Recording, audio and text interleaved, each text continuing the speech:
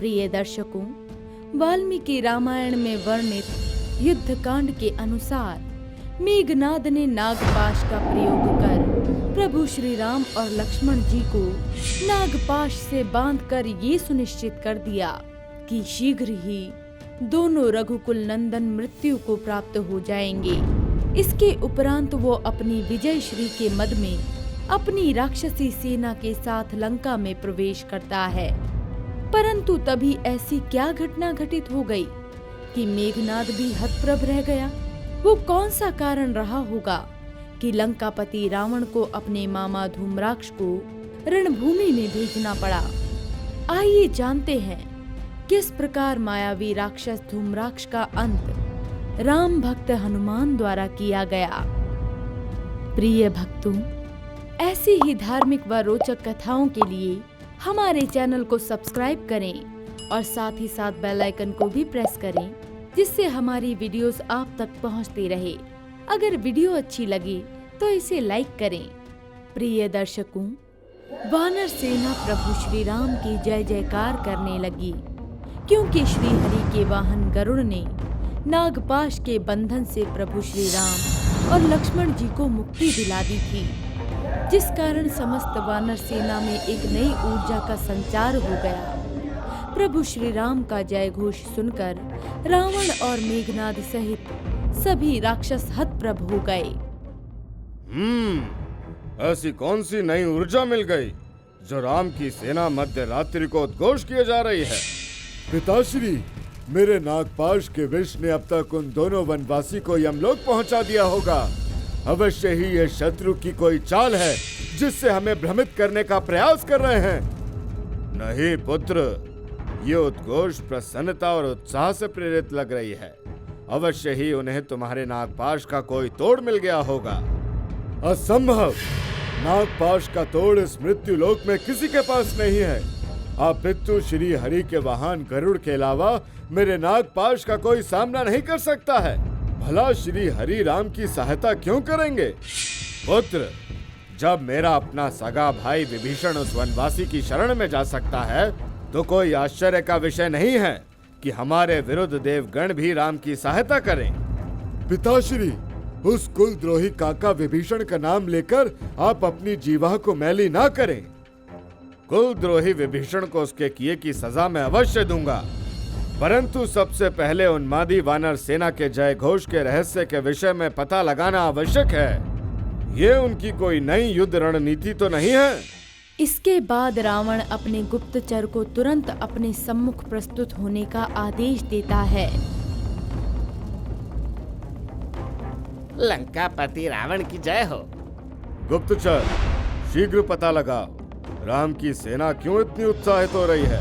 उनके उत्साह का मूल कारण क्या है? कहीं राम और लक्ष्मण की मृत्यु के प्रतिशोध के कारण वानर सेना रात्रि में ही लंका पर आक्रमण करने की तैयारी तो नहीं कर रही है? आपकी जैसी आज्ञा। इसके पश्चात गुप्तचर रावण के आदेश का पालन करते हुए अपनी माया से वानर रूप धारण कर प्रभु श्री राम की सेना शिविर में प्रवेश करता है और सारे रहस्य को भली भांति ज्ञात कर रावण के सम्मुख प्रस्तुत होता है।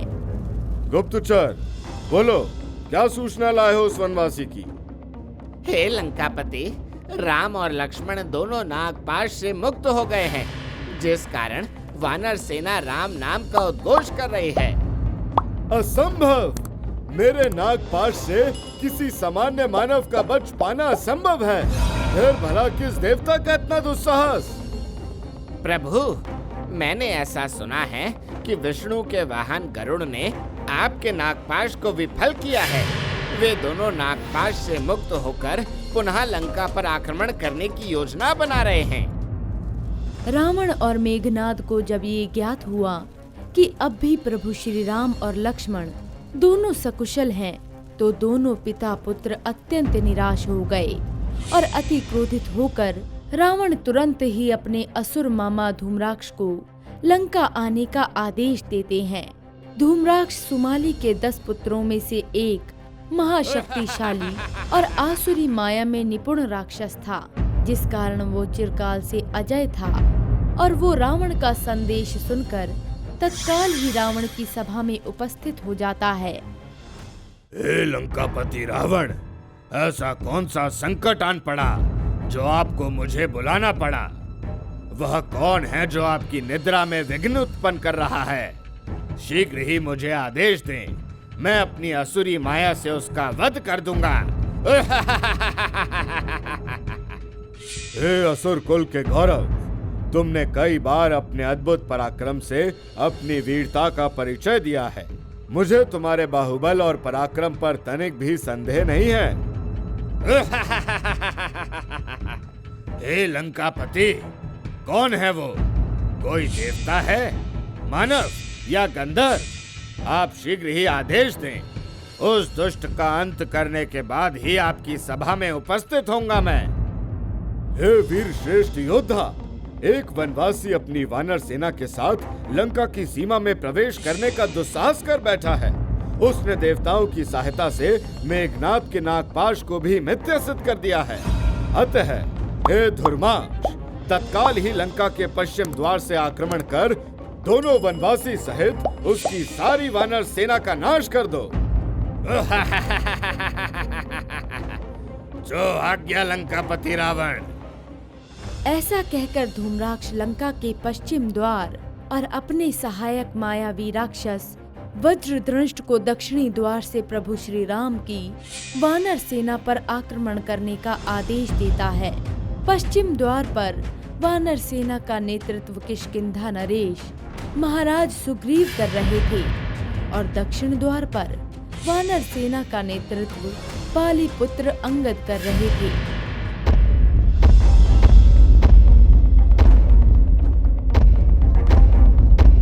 हे पवनसुत, ये दोनों भीमकाय असुर कौन हैं, जिनके चलने मात्र से पृथ्वी में कंपन होने लगी है?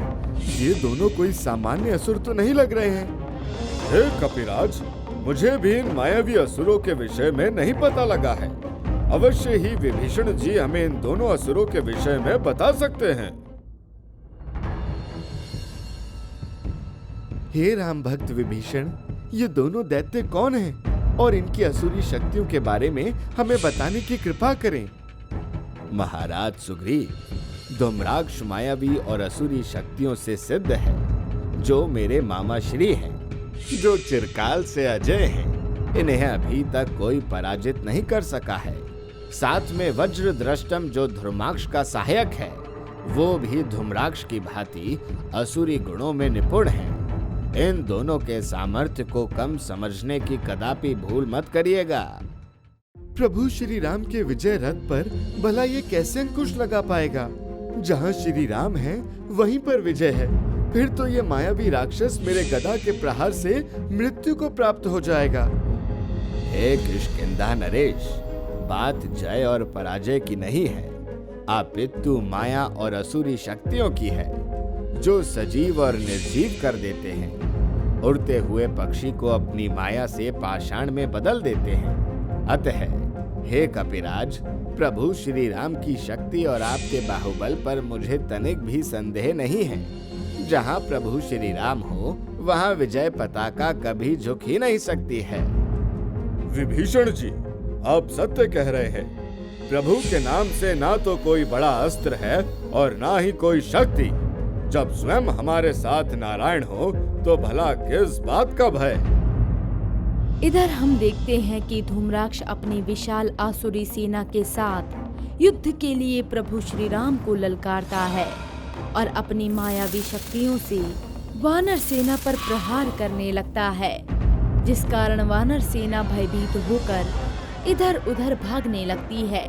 तभी धूम्राक्ष अपनी मायावी शक्ति से इधर उधर भाग रही वानर सेना को पत्थर की मूर्ति में बदल देता है और फिर अपनी गदा के प्रहार से मूर्ति रूपी वानर सेना को पत्थर की तरह तोड़कर चारों तरफ बिखेर देता है। ऐसा देखकर कपिराज सुग्रीव से रहा नहीं गया और वो सुरक्षा चक्र को तोड़कर धूम्राक्ष से युद्ध करने के लिए चले गए। मायावी धूम्राक्ष, कायरों की भांति तू मेरी सेना पर अत्याचार क्यों कर रहा है? अगर तुझमें इतना बाहुबल है तो मुझसे युद्ध कर। आओ किष्किंधा नरेश सुग्रीव, मैं तो तुम्हारी ही प्रतीक्षा कर रहा था। तेरा वनवासी कहीं दिख नहीं रहा है। सुना है वह विष्णु का अवतार है। फिर मुझसे डरकर किस गुफा में छिप गया है? जाकर बोलो उसे कि मुझसे आकर युद्ध करे। दुष्ट असुर, तेरा इतना साहस, तू प्रभु श्री राम का अपमान मेरे सम्मुख करे? ऐसा प्रतीत हो रहा है तेरी मृत्यु मेरे ही हाथों लिखी है।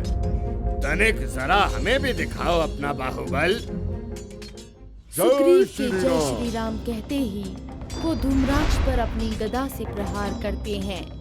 तभी धूम्राक्ष अपनी माया से सुग्रीव को मूर्ति में बदल देता है, जिस कारण सुग्रीव संज्ञा शून्य होकर एक प्रतिमा के रूप में खड़े हो गए।